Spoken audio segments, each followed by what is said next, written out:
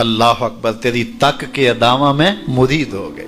اس بوڑھی عورت کا قصہ بھی آپ نہیں بھول سکتے، جو گھر کا سامان باندھ کے اپنے دروازے پہ بیٹھی ہوئی تھی، اور اس نے سنا تھا مکے میں جادوگر آیا ہے جسے ملتا ہے اس کا دین چھین لیتا ہے، کہیں ایسا نہ ہو کہ کہیں اس سے ملاقات ہو جائے اور وہ دین ہی میرا چھین لے، مجھے شہر چھوڑ دینا چاہیے۔ گھر کے تھڑے کے اوپر سامان باندھ کے بیٹھی ہے، حضور بھی گزرے، اس نے دیکھا تو کہا بھتیجے یہ سامان میرے سر پہ رکھ دے۔ حضور نے سامان اٹھایا، دیکھا تو بوجھل تھا، وزنی تھا، اور بڑھیا کو دیکھا تو کمزور تھی، تو کہا کہ بڑھیا اگر چاہو تو جہاں چاہتی ہو میں خود نہ چھوڑا۔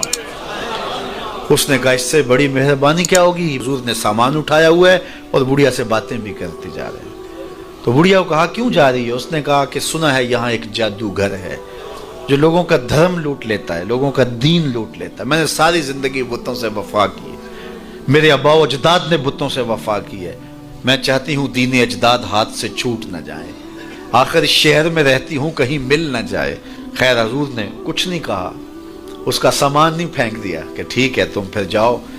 سامان اس کا اٹھایا اور جہاں تک اس نے جانا تھا سامان پہنچایا، سامان سپرد کر کے واپس پلٹنے لگے تو اس نے کہا بچے اپنا نام تو بتا دے، لوگ کہیں گے کہ مکہ چھوڑ آئی ہو تو بتاؤں گی ایک جادوگر کے دکھ سے چھوڑ آئی ہوں، تو وہ کتنا برا بھلا کہیں گے شہر مکہ کو کہ جس مکہ سے لوگ نقل مکانی کرنے پہ مجبور ہو گئے، تو میں انہیں یہ بھی بتاؤں گی کہ جس مکے میں جادوگر رہتا ہے اتنا اچھا نوجوان بھی رہتا ہے، تو تیرا نام لیا کروں گی، تیرے قصیدے پڑھا کروں گی۔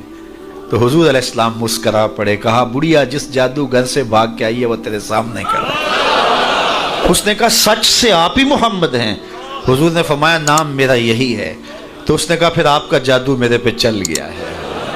اللہ اکبر، تیری تک کے ادامہ میں مرید ہو گئے۔ لوگوں کی خدمت کریں، بوڑھوں کے کام آئیں، دکھیوں کے کام آئیں، مصیبت زدہ کے کام آئیں۔ حضور یتیم ہو کے یتیم پرور تھے، لاچاروں کی مدد کرتے، لوگوں کے گھروں میں پانی بھر کے دے دیتے، اور دکھیوں کے کام آ جاتے اور مصیبت زدوں کے کام آ جاتے۔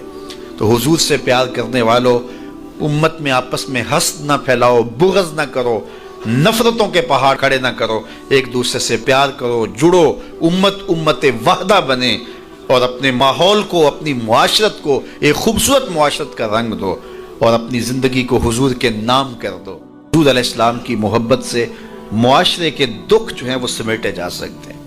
آقا کریم علیہ السلام نے محبت سے ہی معاشرت کو جو ہے وہ اپنے قریب کیا، اور لوگ ایمان کی دولت سے مالا مال ہو گئے۔ وہ ایک بچہ آیا نا اپنی ماں کے لیے لباس لینے کے لیے، اور پہلے وہ گیا اپنے چچا کے پاس، اس کی ماں بیوہ تھی اور اس کا لباس پھٹ گیا تھا، اور وہ اپنے چچا کے پاس گیا تو اس نے دتکار دیا۔ ماں نے اس کو روکا تھا بیٹا نہ جانا، لیکن اس نے کہا کہ تیرے بدن کے اوپر جو لباس ہے وہ بھی پھٹ گیا ہے اور جگہ جگہ سے جسم جھلک رہا ہے، تو میں اپنے چچا سے آپ کے لیے لباس لے کے آتا ہوں۔ پھر جو رویہ اس نے اختیار کیا تو واپس روتا ہوا آ رہا تھا، تو کسی نے راستے نے پوچھا کہ کیا ماجرا ہوا؟ اس نے کہا چچا کے پاس گیا تھا ماں کے لیے لباس لینے، اس نے تو لا کے بھیج دیا۔ اللہ اکبر۔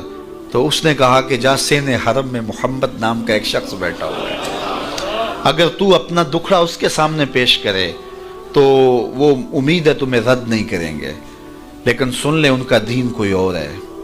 اللہ اکبر۔ اپنے ماں کے پاس آیا تو ماں کو کہا کہ چچا نے رلا کے بھیج دیا، لیکن آپ کی حالت مجھ سے دیکھی نہیں جا رہی۔ بچہ ابھی شعور کی منزلوں میں قدم رکھ رہا تھا، پہلے بہت چھوٹا تھا، اب اس کے اندر ایک جذبات تھے بچے کے اندر۔ تو ماں نے کہا کہ بیٹا نہیں ان کے پاس نہیں جانا، سنا ہے کہ جو ان سے ملے دین دھرم چھین لیتے ہیں اس کا۔ اللہ اکبر۔ تو حضور علیہ السلام کے پاس جانے سے ماں روکنے لگی، لیکن بچے نے کہا کہ امی میں پکا رہوں گا، بتوں کا وفادار رہوں گا، تم اس ٹینشن کو، اس پریشانی کو چھوڑ دو۔ اور حضور کی خدمت میں حاضر ہوا۔ حضور صحن حرم میں چادر اوڑے بیٹھے ہوئے تھے، اور جا کے کہنے لگا میں پہلے بات آپ سے کر لیتا ہوں، آپ کا دین میں نے قبول نہیں کرنا۔ حضور مسکرا کے بولے بیٹا بتاؤ کس لیے آئے ہو؟ کہا میری ماں بے لباس ہے، میں آپ سے لباس لینے آیا۔ حضور نے چادر رحمت اتار کے اس کے کندھوں پہ ڈالی۔ اللہ اکبر۔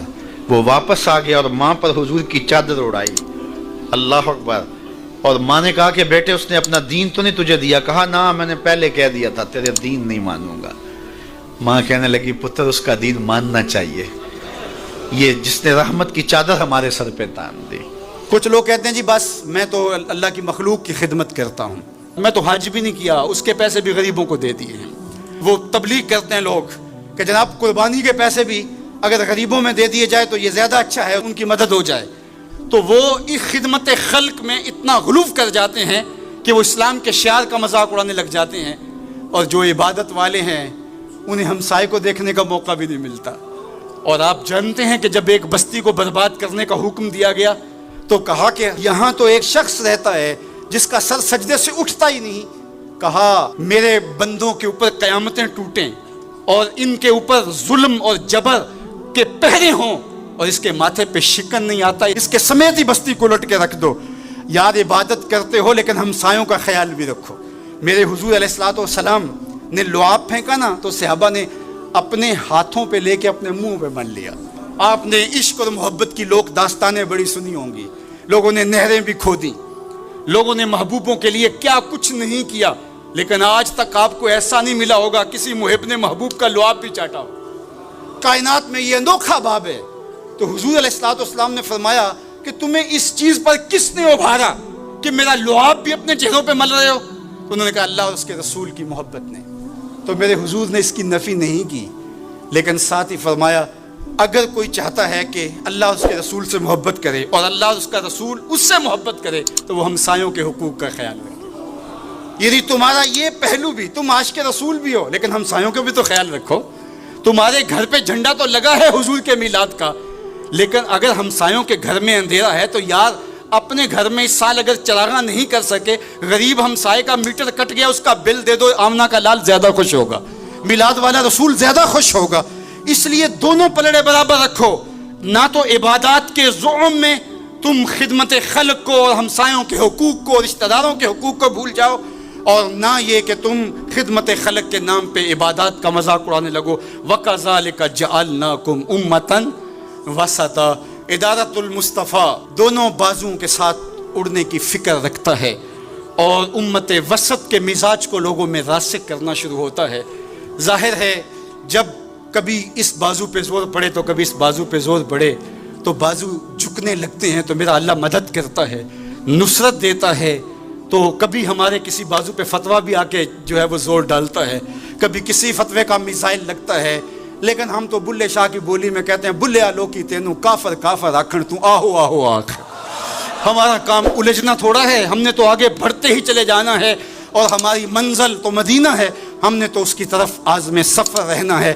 ادارت المصطفیٰ ایک فکر کا نام ہے، اور وہ فکر جو مدینے کی ضیاؤں سے پھوٹتی ہے، گنبد خضرا کے جمال کی روشنی ہے، اور وہ مصطفی نہیں ہو سکتا جس کے دونوں بازو میں سے ایک بازو شل ہو۔